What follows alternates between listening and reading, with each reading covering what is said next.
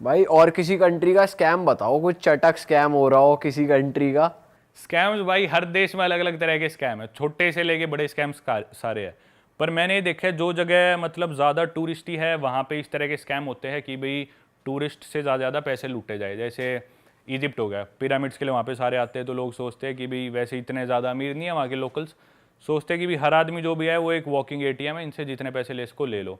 Camel ride पे बिठा के दूर ले जाएंगे, फिर बोलेंगे पैसे दो। ये छोटे मोटे स्कैम्स है। इसके अलावा जैसे अफ्रीका के थोड़े और देशों की बात करें, वहाँ पे अलग तरह के स्कैम है। अफ्रीका में जैसे स्कैम्स है ज़्यादा, फ़ोन चोरी कर लिया, पासपोर्ट चोरी कर लिया। मैं इथोपिया में था, तो मेरी सबसे पहले जो मेरे साथ कभी स्कैम हुआ यही हुआ था, और मैंने वीडियो भी डाली थी बहुत साल पहले, लेकिन तब पता नहीं था, ना इतना बताना आता था, तो मैंने वीडियो में ठीक से बता नहीं पाया। मेरे साथ हुआ था।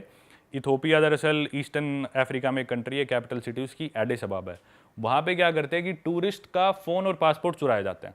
मतलब आप सड़क पे बाहर निकले हो तो मोस्ट लाइकली आपका पासपोर्ट और फ़ोन चोरी होएगा ही होएगा, और आपको पता भी नहीं चलेगा वो कैसे चुरा लेते। इतने प्रोफेशनल है भाई वो बंदे। अच्छा जी। हाँ, मतलब मेरा एक साथ क्या किस्सा हुआ, रात को मैं चल रहा था, लकीली मेरा पासपोर्ट नहीं था जेब में। नहीं वो पासपोर्ट चुराते, फ़ोन चुराते, फिर आप सोचोगे मेरा फ़ोन चोरी हो गया, आप किसी का फ़ोन लेके अपने फ़ोन पे कॉल करोगे, वहाँ से वो कॉल उठाएंगे, बोलेंगे हाँ आपका फ़ोन हमारे पास है, आपका पासपोर्ट भी हमारे पास है, फ़ोन के इतने डॉलर, पासपोर्ट के $500 या जो भी वो पैसे मांगते हैं, फिर 50-60-70 हज़ार रुपये, लाख रुपये इंडिया के। क्योंकि फंस के खड़ा हो जाए आदमी बिना पासपोर्ट के, मजबूरी में फ़ोन के, तो आदमी दे भी देता है।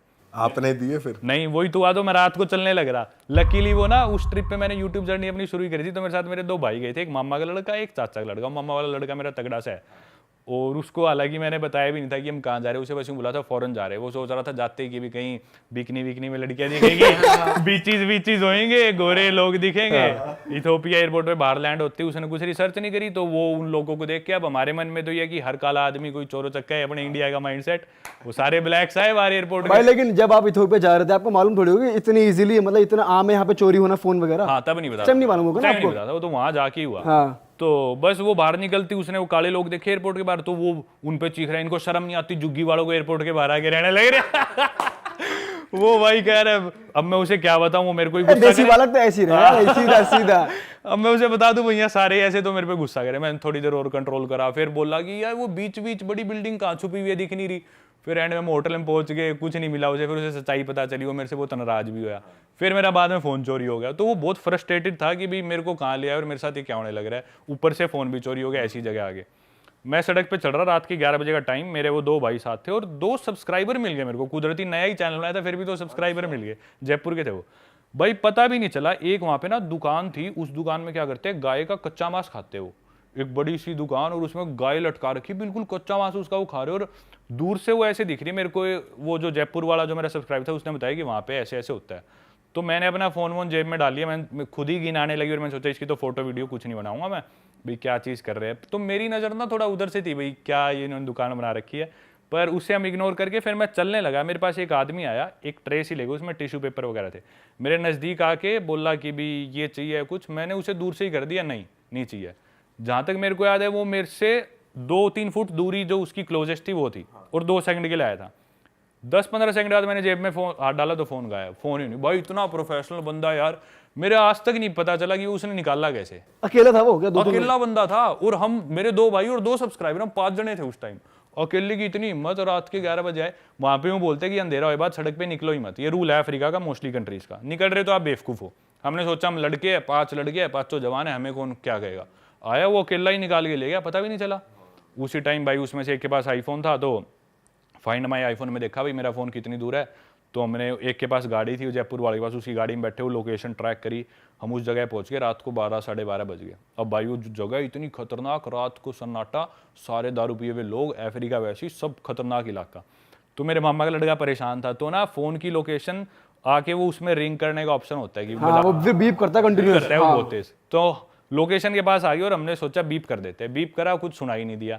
तो एक आदमी गुजरने लग रहा था दारू पी के, तो मेरे मामा के लड़के को मैं बोला शायद इसके पास है। मैंने बस शायद ही बोला था भाई, उसने जाके पकड़ी, उसको मारना शुरू कर दिया। वो पिटा भाई बहुत फुल कुछ कर दिया भाई। हाँ, उन्हीं के इलाके में, और भाई एक आदमी दारू पी रहा, उसे पीटना शुरू कर दिया उसने। भाई वहाँ भीड़ सी इकट्ठी होगी ऐसे ऐसे। फिर एक लेडी आई, उस लेडी पे हमने थोड़ा ट्रस्ट करा, क्योंकि उसके हाथ में बच्चा था। हमने सोचा क्यों झूठ बोलेगी, तो ये बोली तुम्हारा फ़ोन चोरी हुआ होगा। हम बोले हाँ ना, वो इंग्लिश नहीं आती बिल्कुल भी, इशारों में जो बात हुई। तो बोली अंदर एक गली है, उस गली में जाओ, वहाँ पे रहते हैं वो जो जिन्होंने चुराया होगा। अब रात को हम गए, बिल्कुल सुनसान गलियों में घुस गए। अब उनका इलाका और मेन रोड से बहुत दूर है, हम बिल्कुल गलियों में, और हमें पता था भाई हो सकता है हम यहाँ से वापस ही ना लौट पाए, ऐसा इलाका। भाई घुसे, एक कमरा सा था, अंदर से शोर आ रहा था, तो हमने सोचा इधर जाके लोगों से पूछते हैं। उस कमरे में हम घुसे तो 8-9 लड़के, जवान लड़की, दारू पी रखी, दारू पी रहे और वो स्नूकर खेल रहे, और सबके हाथ में भाई आईफोन, सैमसंग गैलेक्सी। अफ्रीका में जहाँ लोगों के पास फ़ोन ही नहीं होते, उनके पास वो फ़ोन। हम समझ गए भाई इनमें से ही कोई चोर है।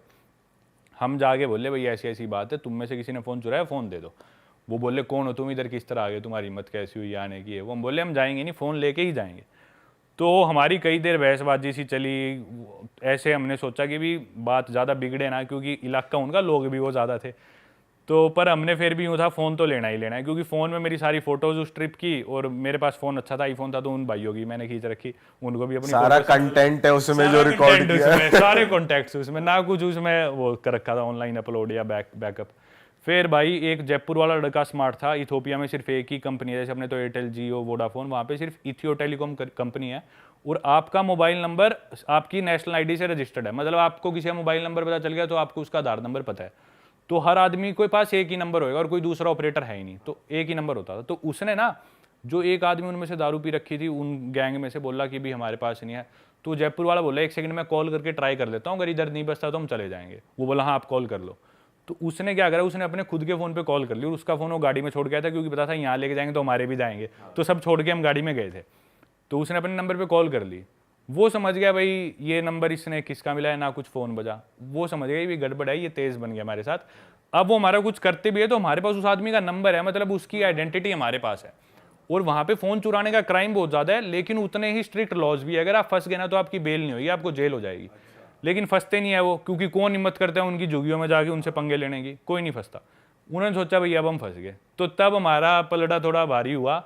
उनसे मैंने बात करी, भाई फ़ोन दो, और ले दे के रात को उनसे फ़ोन वापस ले गए। तो ये किस्सा था। भाई आप हो थोड़े डेंजरस जगह पे ना आप चले जाते हो, कुछ है सीन। क्या बात कर रहे हो कि कौन घुसता है उनकी झुग्गियों में? भाई आप चले गए, परमवीर भाई घुसते हैं भाई अपने। एक आम आदमी पीट दिया आपने वहाँ, भाई ने हमारे। बिना ही बात पीट दिया। वो शरीफ आदमी था, बुरा भी लगता है वैसे पर भाई हम भी शरीफ थे, हमारा फ़ोन क्यों चुराया? सही बात है भाई, ये भी बात मुक्के सही मार दिए भाई ने। अरे उसने बहुत मारे यार। वो है भी ऐसा, वो देसी आड़ू जान नहीं होती, वो उस टाइप का है, बिल्कुल दूध दही खाना सिर्फ, और उसे लड़वा लो बस, ऐसा है वो। और वो तैयार बैठा था मुझे कोई चाहिए गुस्सा उतारने के लिए। वो उसने इतना पिटा यार, सड़क पे उनके लोकल भी इकट्ठे हो गए, छोड़ दो इसे मरे गए बहुत कैड़ा लगा होगा उस बंदे अरे को। भाई बहुत मारे उसके, उससे उठा ही नहीं जा रहा था आखिरी में, पता नहीं कैसे लेके भाई गए। ये खासियत है हम देसियों की, कहीं जाके लठ काट दें जा। और वो उसे हिंदी में लग रहा, वो हरियाणवी में।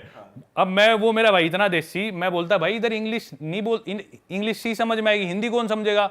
बोला ये सारी समझे, काट फोन काट और वो भाई उसकी गुद्दी पकड़ रखी अफ्रीकन की, और सारी समझे, बैंड फोन काट दे, नहीं बताऊंगा भाई ये नहीं समझ रहा, इंग्लिश में बोलते समझ तो लेगा अगला, सारी समझे बैंड। अरे वाह, आपने ये वीडियो यहाँ तक देख ली भाई, तुमने हमारी मेहनत सफल कर दिया। तुम ही लोग हो असली रियल हिट। और अगर आपको बहुत मजा आ रहा है ऐसी क्लिप्स में, ऐसी वीडियोस में, तो फटाफट जाइए प्लेलिस्ट पे, बिंज वॉच कीजिए, सारी वीडियोस देख डालो और मौज काटो। That is it. हम मिलेंगे नए पॉडकास्ट में, नए क्लिप में। Till then bye bye, see you, take care, do subscribe.